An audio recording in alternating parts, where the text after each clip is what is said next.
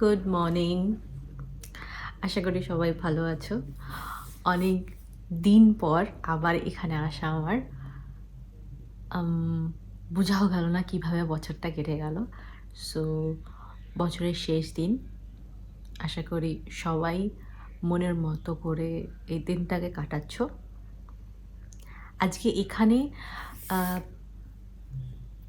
আমার তো দিনটা খুবই ভালো লাগছে। অনেকে অবাক হবে, কিন্তু আজকে বাইরে ঝড় হচ্ছে, বৃষ্টি পড়ছে, ঠান্ডা। আর যেহেতু আয়ারল্যান্ডে হামেশাই এইরকমই ওয়েদার থাকে, তাই সবাই একটু ডিপ্রেস হয়ে যায়। আর বিশেষ করে এখন ক্রিসমাস কেটে গেছে, তো উৎসবের সেই সময়টাও চলে গেছে, তো মানুষজন একটু ডিপ্রেস হয়ে যায়। চাই যেহেতু একটু বাইরে যেতে, একটু নেচারটাকে উপভোগ করতে, বাট এরকম ওয়েদারে তো বাইরে বেরোনো যায় না। কিন্তু কেন জানি না, আমার ভালোই লাগে বাড়িতে থেকে জাস্ট ঘর গুছিয়ে আর নিজের মতো করে থাকা। একটা সুন্দর বই পড়ছি, তো নিজের পছন্দ মতো জিনিস করছি ঘরের মধ্যে, একটা কোজি অ্যাম্বিয়েন্সে। আর ব্যাস, এর থেকে বেশি আমার তো এখন আর কিছু চাই না। আর আমার জন্য এটাই তো লাক্সারি।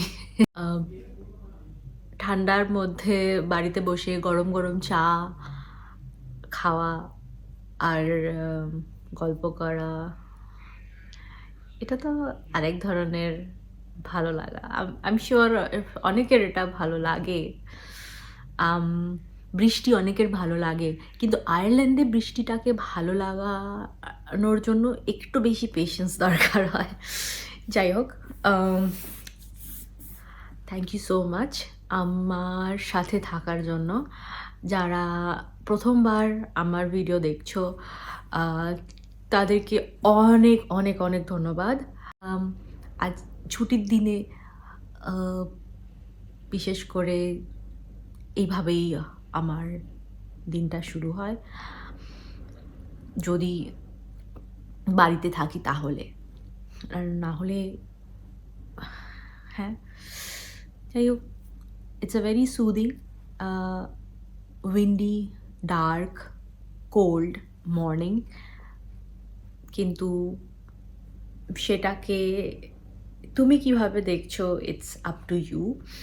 আমার বিশেষ করে এইরকম ঠান্ডার সময়তে, যখন সব রকম উৎসব শেষ হয়ে যায়, সেই রকম সময়তেও আমার একটা ওই ক্যান্ডেল জ্বালিয়ে বা একটা কর্নার ল্যাম্প জ্বালিয়ে নিজের পছন্দের কাজটা করা, এটাও একটা আলাদা রকমের স্যাটিসফ্যাকশন।